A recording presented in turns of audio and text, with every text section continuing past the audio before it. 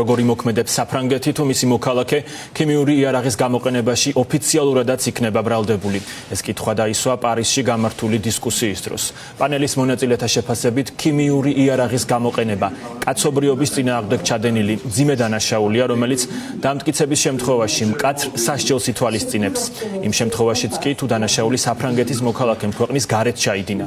დღესვე საფრანგეთის ეროვნულ ასამბლეაში საქართველოს შესახებ რეზოლუციას უყრიან კენჭს. ზურა პეტროსიანი თემაზე შეფასებებით გვერდება პარიზიდან. BBC სკანდალური გამოძიების შესახებ ინფორმაცია პარიზში უკვე აქვს და მეტიც ეს თემა საქართველოს შესახებ მსჯელობს.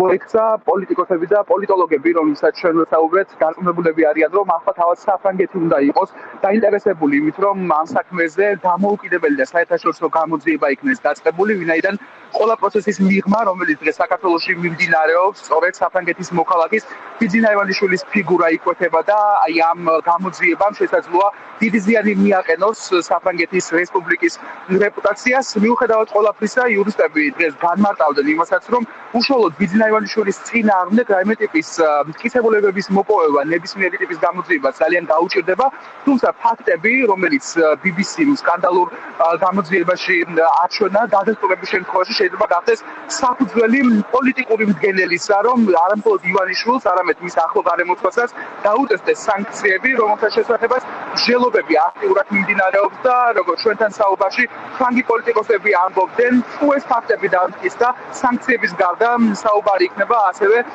სისხლის სამართლის დანაშაულზეც, რაც შეეხება სანქციებს, ისინი დარწმუნებულები არიან, რომ ასეთ შემთხვევაში იქნება მიღებული სანქციები არა მხოლოდ ეროვნულ, ანუ ფრანგულ დონეზე, არამედ მთლიანად ევროკავშირის დონეზეც. დღეს აქ ყოფნა ძალიან მნიშვნელოვანია იმისთვის, რომ გამოვხატოთ ჩვენი მხარდაჭერა ქართველი ხალხის მიმართ. ეს არის დემოკრატიის მხარდაჭერა საქართველოსა და ევროპაში. ერთ-ერთი პირველი, რასაც ქართველები გვეუბნებიან შეხვედრისას, არის ის, რომ ბიძინა ივანიშვილი ფრანგულ პასპორტს ატარებს და მეტიც საპატიო ლეგიონის ორდენიც აქვს, რომელიც ვფიქრობ, რომ უნდა ჩამოვართვათ. ასევე ვფიქრობ, სანქციები მის წინააღმდეგ გარდაუვალია. თუ ის საფრანგეთის მოქალაქეა და მას წვლილი მიუძღვის დანაშაულების ჩადენაში, ის უნდა მიეცეს სამართლებრივ პასუხისმგებლობაში, მათ შორის აქ საფრანგეთში. რაც შეეხება მომწამლავი გაზის გამოყენებას, ეს საერთაშორისო გამოძიების საგანია და ვფიქრობ, გაერო უნდა დაინტერესდეს. ჩვენ უნდა მოვითხოვოთ დამოუკიდებელი გამოძიება. ჩვენ უნდა ვიცოდეთ რა მოხდა, რა ტიპის გაზი იყო გამოყენებული, ვინ იყო მომწოდებელი.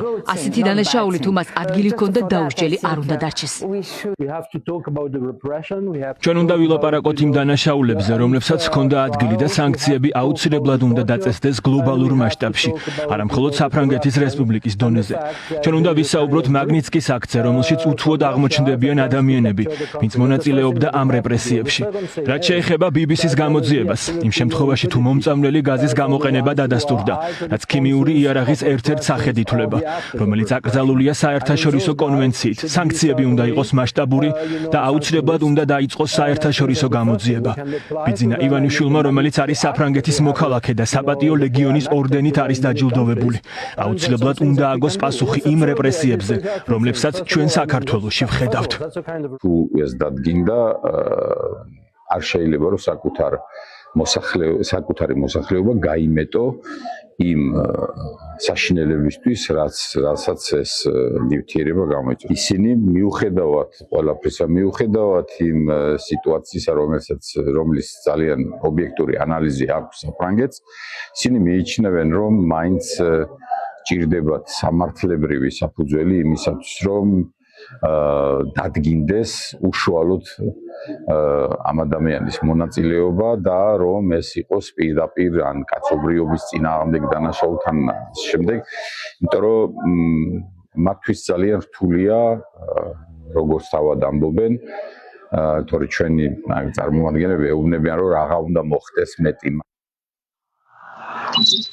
საფრანგეთის ეროვნულ ასამბლეაში საქართველოს შესახებ რეზოლუციას უყრიან კენჭს. რეზოლუცია დეტილა 28 ოქტომბერს შევიდა და მისი ერთ-ერთი ავტორი არის სტივ გუსტავი, რომელიც საქართველოს შესახებ პანელური დისკუსიის მონაწილე იყო. ეს პანელური დისკუსია პარიზში ისტორიული საქმის თორმოს და ასევე ასოციაცია საფრანგეთიდან ანახული საქართველოს მიერ იყო მოწვეული და მასში მონაწილეობდნენ როგორც ევროპარლამენტარები, ასევე ასამბლეის წევრები და სიასპოს პოლიტიკური სკოლის წარმომადგენლობა. მოლოდინი არის ძალიან დიდი, მათ შორის ის რომ მას ექნება უმრავლესობის მხარდაჭერა ამ რეზოლუციას გამონაკლისს წარმოადგენს მხოლოდ ლეპენის პარტია, რომლის შესახებაც ცნობილია, რომ ის არ დაუჭერს მხარს, თუმცა ეს ვერ შეცვლის საერთო სურათს და სტივ გუსტავი, რომელიც იყო მოწვეულის სტუმარი, აი ამ მსჯელობის დარწმუნებული არის, რომ თუ იქნება მიღებული ეს რეზოლუცია ეროვნულ დონეზე, შესაძლოა რომ ის შემდგომში იყოს წარდგენილი მთლიანად ევროპარლამენტში შემდგომი ნაბიჯების